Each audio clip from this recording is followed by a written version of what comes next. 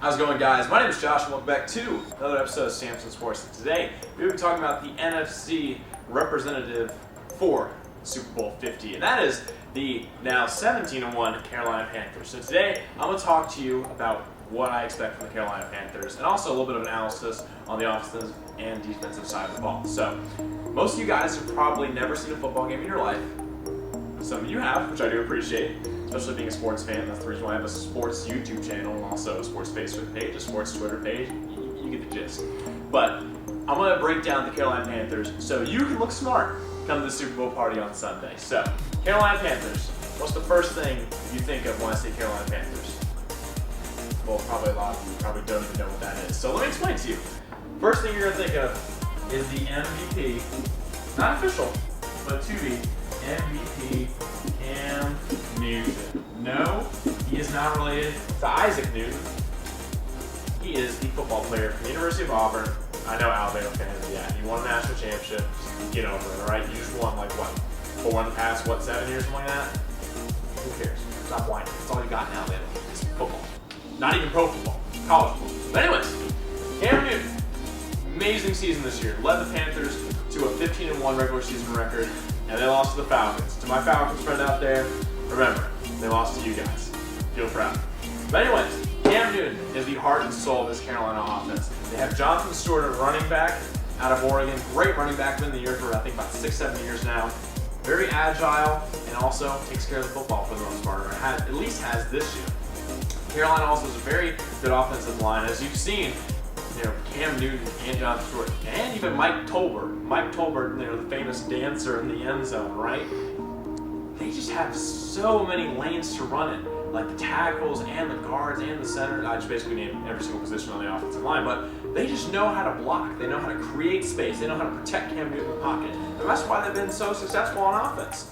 Look at the Arizona and Seattle games from this NFC Championship and also NFC Divisional round.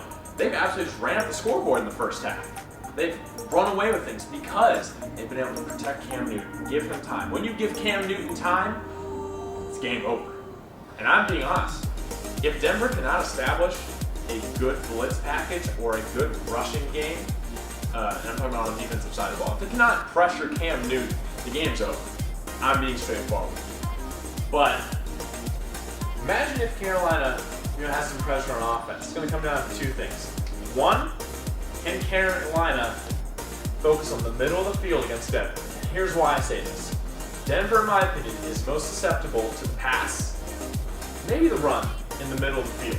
And here's why. If you guys remember a couple years ago, Broncos were at home in the playoffs facing the Baltimore Ravens. That's why I'm wearing my Ravens colors right now. It's purely ironic, or purely coincidental. But anyways, ignore my grammar. I didn't go to school for grammar. But anyways, Carolina has one man that is their best receiver, and pretty much their only receiver, and he isn't even a wide receiver, he's a tight end. But his name is Greg Olsen. Greg Olsen, very agile, very physical, knows great hands, knows how to run routes. This man is basically terrorizing every single opponent's defense in the middle of the field. Cam Newton basically has a field progression looking left and right, and he just knows after 3 or 4 seconds, Greg Olsen's going to be open in the middle of the field. And guess what? They connect every single gang play. I swear, even if you might have Kelvin Benjamin or Ted Ginn Jr. at the wideout position, they don't even get targets. It's just basically Greg Olsen. I dropped my marker because I'm just so upset about it. But anyways, when you look at the Panthers, what if Greg Olsen is just simply erasing the picture? What if? Well, actually, let me go back to my analogy. Ignore the fact that I'm just dropping things left and right. Just like Blair Fitzgerald dropped 2 passes 2 weeks ago, which basically means one thing. The apocalypse is near. But anyways, against the Ravens, the Denver secondary, specifically the safeties, Raheem Moore, I think was his name, ran a route, or a deep route by Jacoby Jones, went up for the interception and missed it by about a couple feet. Jacoby Jones caught it, ran into the end zone, which tied the game with a few seconds left in the 4th quarter. The Ravens went on to win in overtime thanks to a field goal by Hook'em, Justin Tucker, my favorite player in the NFL. Justin, if you're watching this, I love you. But anyways, that's the weakness of the Denver secondary. You saw 2 weeks ago in the AFC Championship game, Rob Gronkowski at the very end of the game, down the middle, Denver secondary messed up, specifically those safeties. They didn't watch Gronkowski in the middle field. They didn't stay back. They blitzed and then just basically let him go. You're supposed to mark still, but they didn't. So if Carolina wants to be successful, they got to attack the middle of the field against Denver. They're trying to go outside or trying to run the ball around the corners. I think Von Miller is going to be too much for them to handle, and I really feel that run game is going to get shut down, or at least minimalized. But now look at the flip side of the ball, and I'm going to pick up my stuff because I kind of need to write.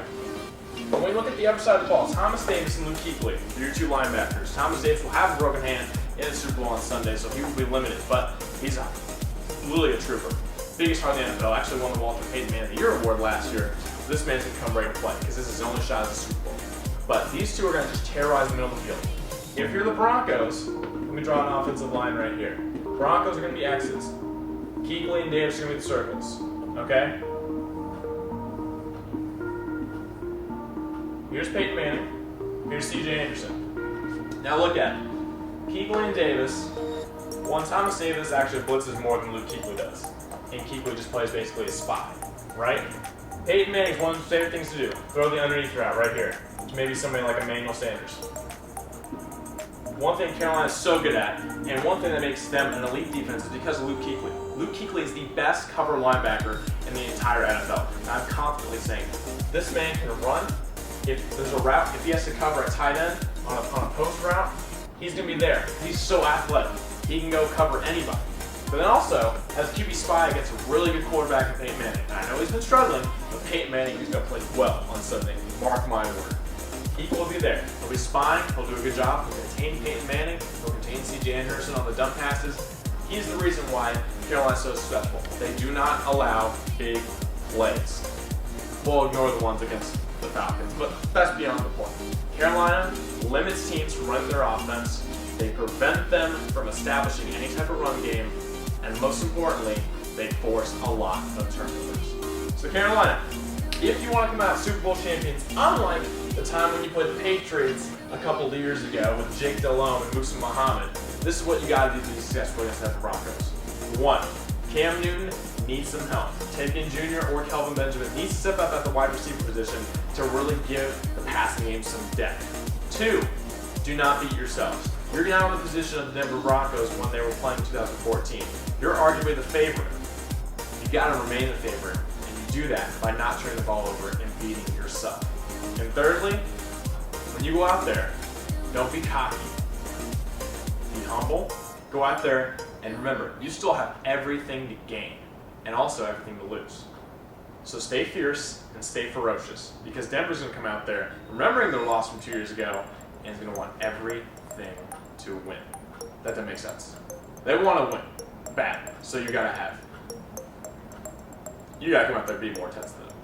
But that's all I'm gonna say for this. I'm gonna see you guys soon for the prediction video between obviously the Denver Broncos and the Carolina Panthers. Hopefully you picked up on that by now if you are not a football fan. But I'll see you guys soon. Thanks so much for tuning in, and I will see you guys soon. Peace.